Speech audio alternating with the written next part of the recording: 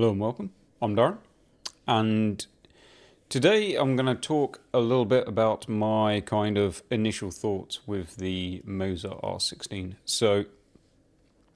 I didn't really get the chance to do too much in the way of content. I will do this week. I mainly I'm not going to lie, I had other stuff to do over the weekend, but at the same time, it was mainly quite a lot of setup. I wanted to kind of make some changes to my setup, some changes to the rig. I wanted to make sure that I was had stuff in the right positioning that I wanted. So I had to make kind of a lot of changes to how my monitor was set up, which I'm not sure if I'm still completely happy with that. But I also wanted to make some changes to all of my positionings. And some of the reason for that is because of the rally style wheel that I bought. Now the rally style wheel is a deep dish wheel, so effectively in my norming driving style with the GT3 wheel, if I am set at a certain arm distance to the steering wheel, obviously when I then put on the rally style wheel, that wheel is then way too close to my body. So I kind of wanted to set up my wheelbase, or basically the deck, at a certain distance. It's on kind of slots. So I wanted to set it up that I could have everything obviously remain at the same angle, but be able to, on the slots, adjust just the the deck itself, just to make up the adjustment for the steering wheel. Just so when I'm swapping between GT3, and I say rally, but I was using the rally style wheel for obviously dirt, so I ran some dirt too. And Wreckfest, I was using it on Wreckfest. And then, I don't know, I might actually try a few, because I want to pretty much have a big library. I'm literally dedicating that PC and basically everything on it into sim racing, or even in the future I'm going to probably try and put some flight simulator stuff on it as well. So I'm probably going to end up doing some of the truck stuff as well. Maybe some of the snow runner, mud runner, all of that type of stuff. Now, all of that type of games I don't really want to run with a GT3 style wheel. And that kind of probably became a bit more apparent when I ran Forza as well, which is kind of what I'd already realised. So in hindsight, the GS wheel on my part probably wasn't the best buy, which is the beauty of hindsight. Probably because I already had the KS wheel. What I should have done to get the most use out of the system at the moment is probably bought one of the round wheels, because obviously the wheel that came with the R5 bundle is it's a very small diameter and it's a D-shaped wheel. Now the reason it's a small diameter is because that kind of makes up for the R5 only being the 5 Newton meters. So obviously the smaller diameter wheel, you don't get that kind of loss of power like you would as you go up the bigger diameters, which is kind of something that's very noticeable when I ran the rally style wheel, which is huge. On the, I don't know what that is, I think it's 330 mil. No, it's a 350, I think. 350, yeah, 350 mil. So it's a big wheel. And that's the first time that I felt like the R5 was down on power when I tried to run it with that. Now it's completely playable, and I still had a lot of fun with it. So R16, awesome. First impressions, awesome. Now, power-wise, I can tell that definitely on power, I will never need anything more, because there is no way that I can use that at full power. Now, whether I get used to it and I slowly start to turn the power up, maybe, but I'm not a weakling as such. So I don't know. I'm not kind of sure. Realistically, I'm probably running it mostly around 60%, I suppose. And that is definitely heavy, because it comes to a point when it's almost like you're fighting, and as soon as you start fighting, you're losing almost the sensations that you want to feel that help you with driving. So you want to have all of the feeling of the loss of traction and stuff like that, and when you're fighting, it kind of overrides that, if that makes sense. So I have heard like Boosted Media talk about this, and they've said when you get to the point of you're not driving the car anymore, it's driving you. It's like, that does completely make sense. So as far as power wise goes, that thing's got some power, that's for sure. 16 newton meters is way enough for me. But it's not just a case of kind of the forces that it throws at you, it's the extra forces that you can get all working in tandem, if that makes sense. So where the R5 is brilliant, but the one thing that you had to do with the R5, and I didn't mind it, and it's kind of taken me a bit of used to, for that reason, getting used to the R16 has probably been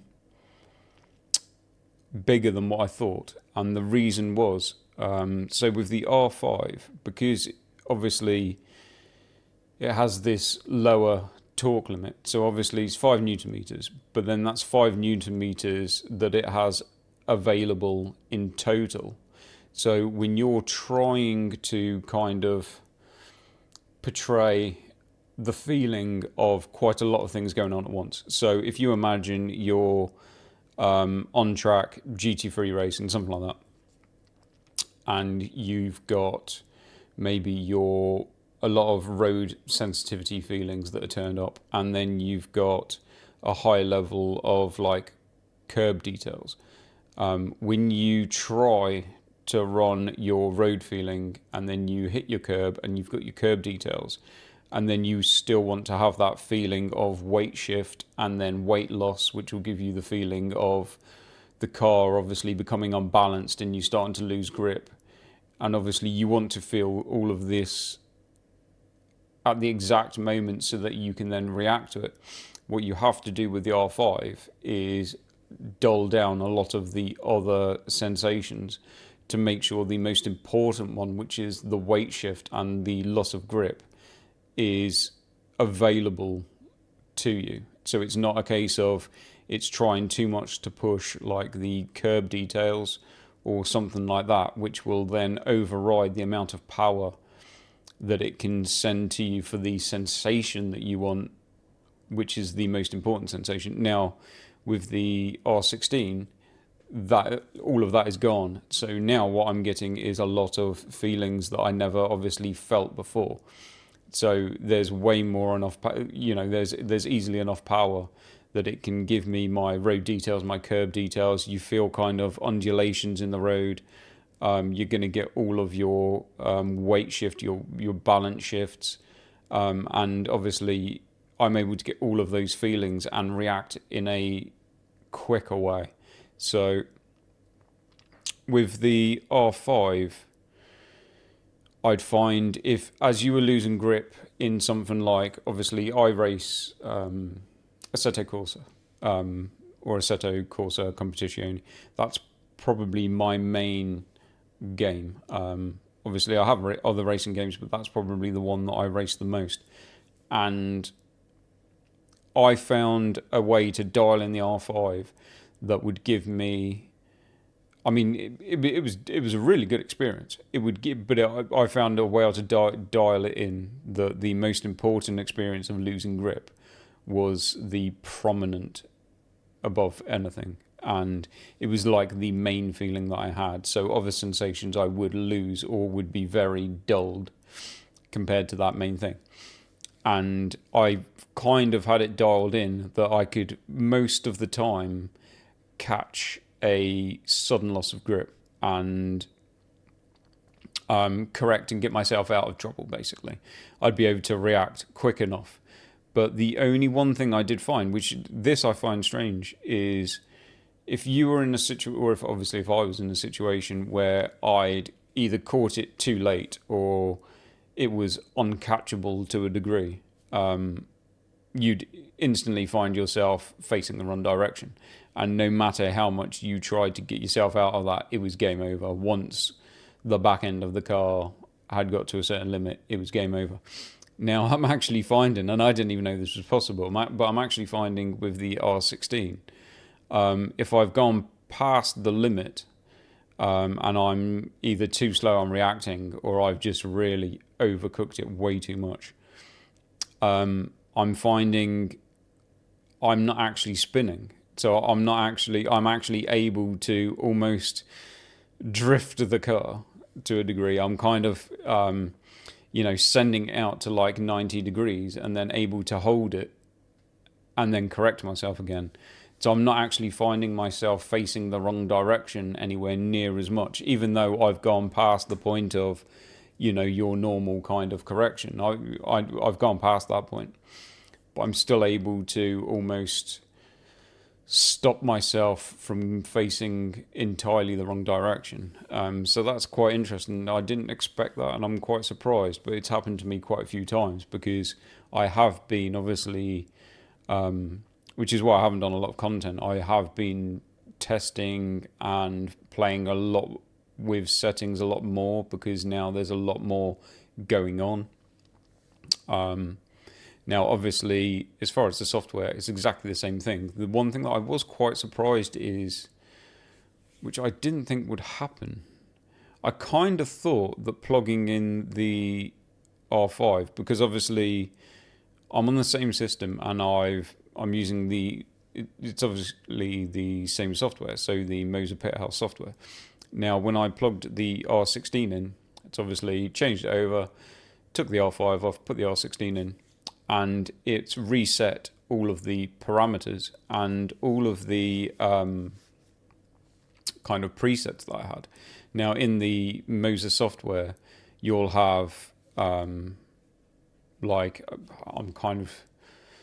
it's a shame that I can't bring it up on this to show you if you're not obviously if you don't know the software yourself. But within the software, you can obviously create presets and you can load presets. And for some games, there are some. So I think there was one already there for something like Dirt Rally 2. I haven't kind of gone through it too much. But there's some certain like presets. So you'll have a rally one, a GT car one, a drift one, and so on and so forth.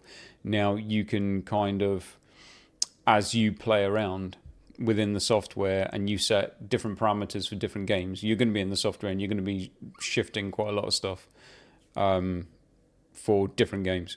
And once you've kind of got a game set up how you want it within the software, you can then obviously create a preset, put it on whichever kind of, whether it's a GT car or if it's a rally game or whatever, you can obviously put it underneath that tab, save it underneath that tab, and obviously as you change or swap from game to game, you can go back into that tab and you'll see like your kind of created presets that you can obviously scroll down to it, load it, and it will obviously change all of the settings to what you had it set to.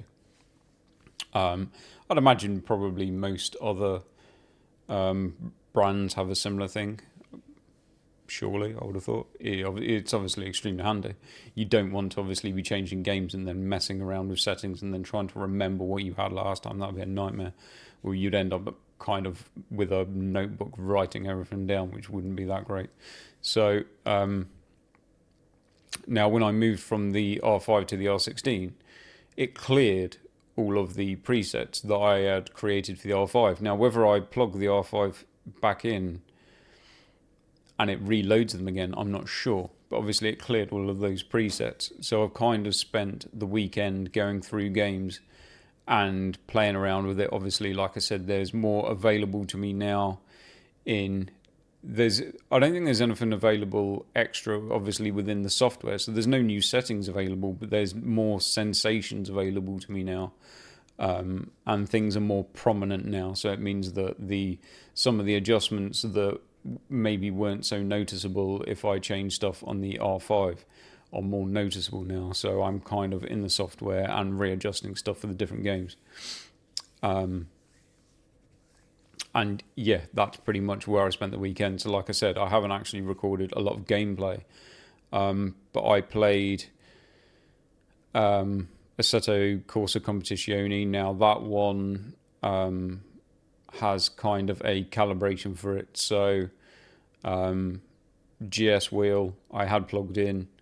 It calibrated the wheel in game, so that gave me the settings for all the buttons on the wheels. So like your TC map and your ABS button and all the rest of it on the GS steering wheel, those were already mapped and ready to go. There's like obviously a pit and wipers and all that sort of stuff. All of that was preset, so that was quite good. Obviously you still need to play around with your kind of settings within the software, but they're preset to a random, you could go out, it gives you a baseline to start with type of thing. Now I had the same for Dirt Rally 2. I did obviously mess around with that a bit more because I was using the wheel, which obviously isn't a recognized wheel. So I kind of played around with that a bit more. Wreckfest, I don't think it calibrates to Wreckfest. But Wreckfest in-game settings were already done from the R5. So Wreckfest, you have to, you can just choose I think you just choose like the rally preset setting on Wreckfest. I think that was probably the best one to go with. And then you had to obviously calibrate it in game, which obviously wasn't a big deal because the steering wheel that I'm using, the rally steering wheel, has nothing on it. There's no buttons on it, there's no paddles on it, there's no anything. So as far as it goes, I don't have my own kind of separate shifter or anything at the moment, so I just had to play that game with it in auto using that steering wheel. But that steering wheel worked really well for that game. And then the same with Dirt Rally 2. So I was using obviously that wheel. Now there is obviously a calibration for Dirt Rally 2. How that works with the other Moza steering wheels, whether it maps buttons on the wheels, I don't know. I'm not sure, but obviously it gives you a kind of setting within the game that you're kind of ready to go. So your throttles work and your brakes work and your steering's working and blah blah blah blah. So that's good. Now Forza, I did notice that there was a sale on Forza games on Steam on the weekend, so I did download Forza Horizon 5 because I hadn't tried it yet. Now it's not my normal game. Obviously Forza games, as far as simulation goes, are not particularly very simulation, but it was on sale. I think it was around 20 something pounds. So I thought, you know what, I'm going to give it a go because it might be like quite a relaxing game anyway.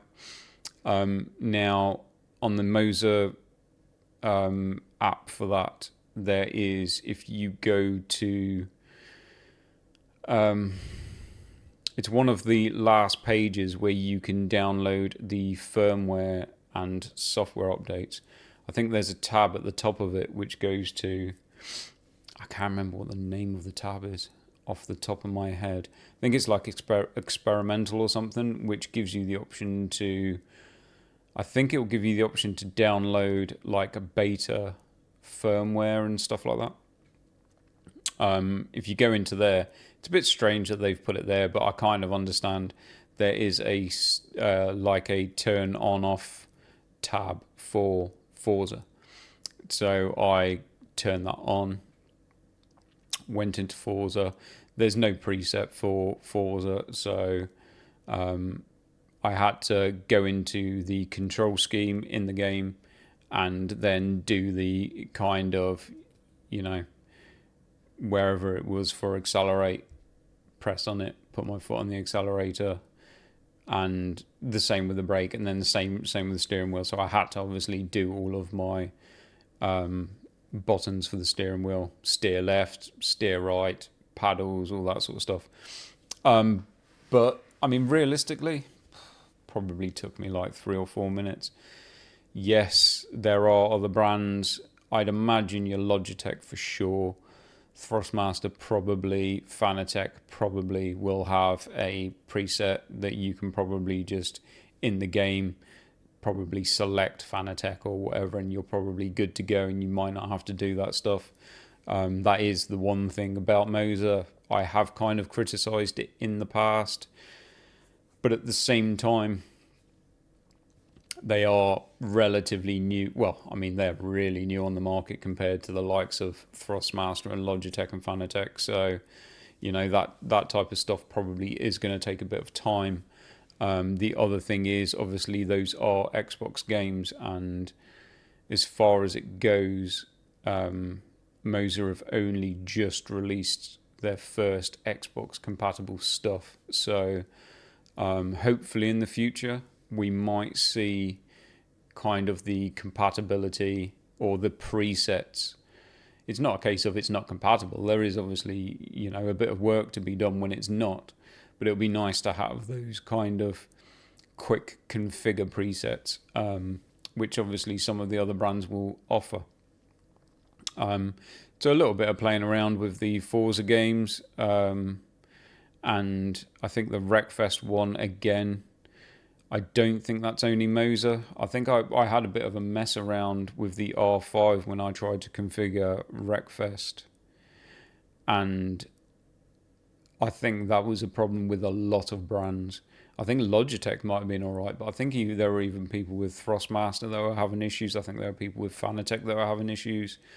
I know that those brands still have issues with the likes of Forza. So it's not a given really on every single wheel that you buy that every single game that you go to play is going to have a automatic configure for it. So it is what it is. But my first impressions are amazing. Definitely everything that I want, definitely everything I need. It's convinced me that I'm probably happy now at this point to stick with Moza and see what they can bring in the future. So I will probably end up buying in a short space of time the handbrake. I'll probably end up buying like a sequential shifter. I'll probably even buy a H pattern shifter. Get all of that stuff bolted onto the rig so that I can use it in those games. I probably will download like one of the truck simulator games just to check it out. I mean, you got the simulator, I'm kind of set up, why not? Because that was kind of the like the biggest game for me probably like in the last couple of months has been Wreckfest. Now, I think that was for sale on Steam. I thought, why not? I really didn't think I'd be that interested in it. And I had an absolute blast in that game. So, looking forward to Wreckfest 2. Looking forward to the next Assetto Corsa. I've forgotten the name of it, but hopefully we'll be seeing that relatively soon. And yeah, I'm definitely happy with the route I took. Now, if you saw kind of my unboxing of the R16, I now have the R5 off of the rig. And I actually laughed a little bit because when I took it off, I realised just how small this thing is and how light it is compared to the R16. So as you can see, still obviously the same hob to connect the wheel to. Obviously you have your kind of rear ports, so pedal, and obviously even takes for a dash, which is pretty cool for like this level. But yeah, tiny, far more lightweight than obviously what the R16 is, but it's impressive. Like, it kind of made me think the R16 is amazing. I'm glad I bought it. But it kind of made me appreciate just how good the R5 was, because you could be. I wouldn't actually say at this moment in time it will take me a bit of getting used to, but I felt like I could be just as competitive with the R5. So it's not a game changer at this moment in time for me in competitiveness. Now, obviously, as I get better, I don't have the hours in sim racing, so my skill level is only, mediocre at best. Now, if I was far more skilled at a far higher skill level, maybe the difference between the two would be a lot bigger. But at the moment, as far as it goes, I don't think there's anything between my lap times or anything like that so far between the R5 and the R16. It's just purely down to simulation, and basically the what's the word for it? The word I'm looking for. I always lose every word when I start recording a video. Like the immersion. The immersion that you get when you get all of those extra feelings in the road, in the surfaces, the undulations in the road. Like I noticed a lot more in like Dirt Rally 2.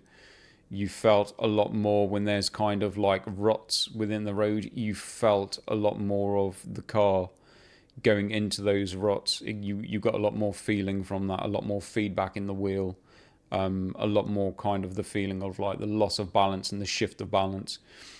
So it's a lot more immersive. But as far as it goes, the R5 still offered a hell of a lot.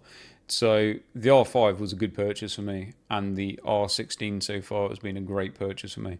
I was kind of sat here thinking, will I probably sell the R5 now? But at the same time, I'm kind of thinking, for what it's worth, just in case, touch wood, I kind of get a problem in the future with the R16 and I'm kind of left in limbo without something. For the amount of money that I'd get back for the R5, I might just keep it as a spare for now. Just as something to use just in case I needed to. So that's it. I've chatted for half an hour now, but that is my first initial thoughts on the R16. It's been fantastic. I'm going to start probably at some point during the week. I'm probably going to start doing a few races, put up a little bit of content, probably do some ACC tomorrow night, and then probably do a bit of Wreckfest, a bit of Dirt Rally too. I haven't tried EA WRC on it yet, but I'll give that a go this week as well. And then I might do a bit of Forza Horizon as well. It was quite relaxing. So yeah, that's it.